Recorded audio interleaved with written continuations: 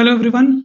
So, in our previous session, we delved into the fascinating history of IP addressing and discussed the brilliant minds behind its creation. We talked about Dr. Bob Kahn and Dr. Vint Cerf. So, today we are excited to take the next step and explore the intricate details of the actual addressing scheme. So, our journey begins with an exploration of home network connectivity as well as an in depth look at both physical and logical addresses. So, let's dive in and unravel the complexities of IP addressing scheme together.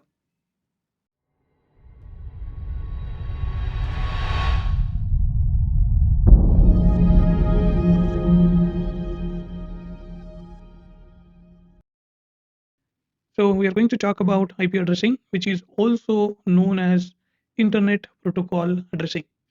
So, the name IP is nothing but the Internet Protocol address that we are currently using. So let's understand this with the help of our home network. When we talk about the home network, as you can see on my screen, so this part of the network is the local area network. So usually we all have a device called a router, which is installed by the internet service provider at our home. And this basically connects two different networks. One is the local area network, the network that all our network devices are connected. So here on my screen, you can see an example of local area network, which is also abbreviated as LAN. Now, if we look at the other side of the router here, so on the left side, this is the LAN, this one is the router, and on the right side, we have the wide area network, which is nothing but the internet or the public network.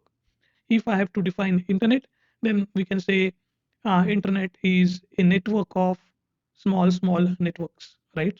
So I would say interconnected networks. Now, on the picture here, you can see one small local area network at home, which is connected to the wide area network, which is the internet.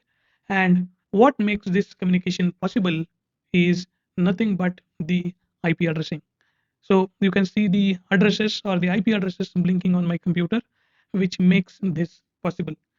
If we take an example, that consider your friend is standing on the other side of the road and you want to bring talk to him, what you will do is you will shout, right? You will call his name. The moment he recognizes your voice, he will look at you, and then both of you can meet with each other. So friend, this is possible because you call your friend by his name, right? So you identify him with his name, and the moment you call him, he immediately recognizes that it is me who is being called, and then he gets when and we get his attention.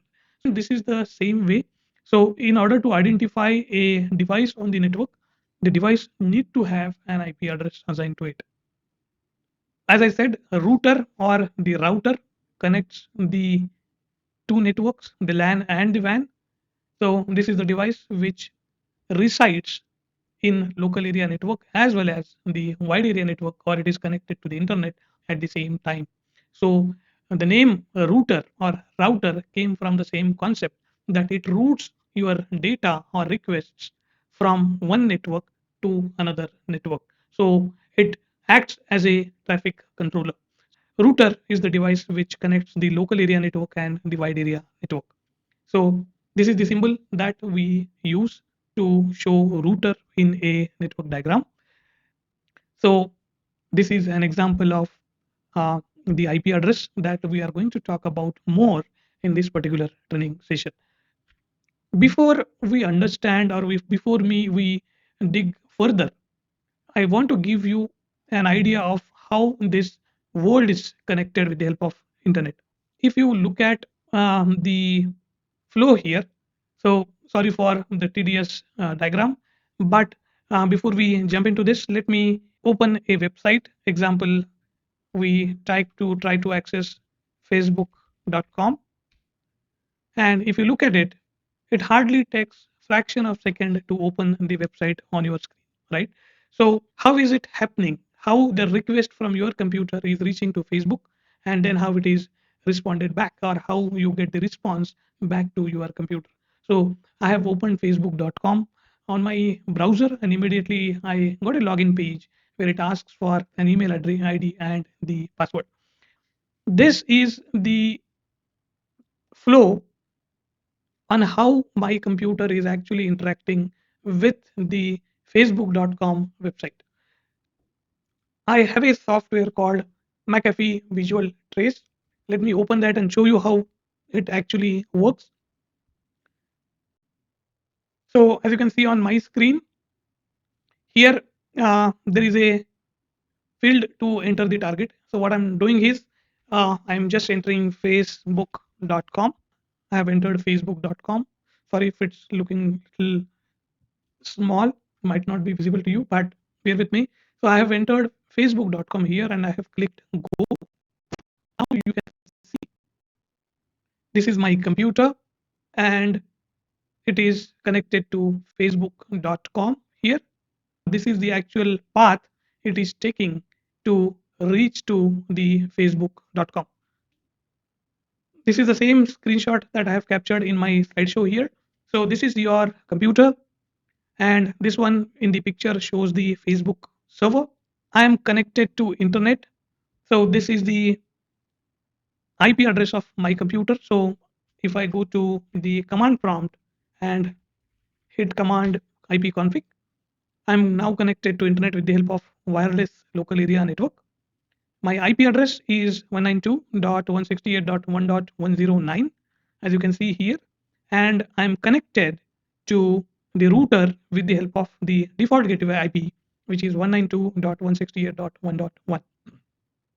If you want to see what is this 192.168.1.1, so if I go back to the browser, so if I go to the browser and enter 192.168.1.1, and you can see that it is showing the login page of my router. So if you look at the IP address of your computer, there will be an IP address which is the IP address of your default gateway, and this address is nothing but the device to which your computer is actually connected. The laptop I'm using is on 1.109. The device from which I'm accessing internet is 192.168.1.1. So this is pretty much clear to you now that the laptop and the router are talking to each other with the help of something called IP address. So being in Bangkok, we have AIS Fiber as the well-known ISP here. That's where it's showing the name of the router as AIS Fiber. So this is how my computer is connected. So friends, here what the McAfee visual trace is doing is it's trying to give you the flow or the path which my computer is following to connect to the facebook.com. So you have seen the IP address of my computer as 192.168.1.109. The next hop, so the next device to which the traffic is actually landing is called a hop. So in the network terminology, these are all the different hops that we can see, and we can very well see the IP addresses of these hops. After my traffic lands to the home router, it then gets forwarded to the ISP router. So here you can see the ISP network. So ISP has one of the biggest networks. So here we can see in the AI's fiber network, these are the different routers to which the traffic is flowing. Ultimately, the traffic then goes out from the local ISP's network and it enters the global ISP's network, where we can say different countries. So we connect our computer to local ISPs, and these small local ISPs are connected to each other with the help of an ISP known as global ISP.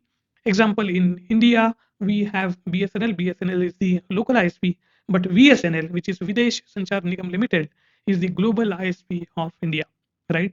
So VSNL has been acquired by Tata. So Tata has the biggest network along with Reliance and some other internet service providers in India. So as I said, internet is network of networks, right? In a nutshell, a very important thing that we understood today is it is nothing but the IP address which contributes to the world of internet. So, as I explained in the previous video, it is the invention or innovation of Dr. Bob Kahn and Dr. Vint Cerf, and the IP addressing scheme is now helping this world connect to each other. So whatever technologies that we are using today, it could be video conferencing, browsing internet, or it could be sharing messages using WhatsApp, Line, and many other messaging applications or channels. It is all possible with the help of IP addressing. So in the upcoming session, we'll talk about the type of addresses that we have. So we have physical addresses and logical addresses. So IP address so far we talked about is the logical address, and there is one another address that you need to know, which is the MAC address or the physical address of your computer. So friends, with this we come to the end of this session. So see you in the upcoming session where we'll be talking about physical and logical addresses and how they are interrelated. Thank you.